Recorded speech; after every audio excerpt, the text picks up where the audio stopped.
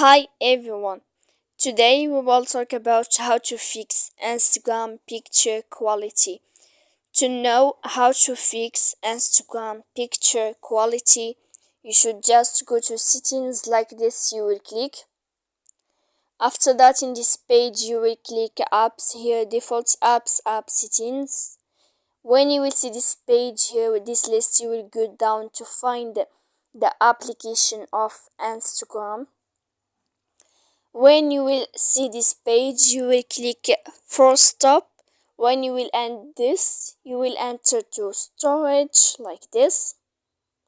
And here in this page, you will click clear cache. After that, you will click clear data. And after all that, you can turn off your phone. So please don't forget to support us by like and subscribe. See you next time.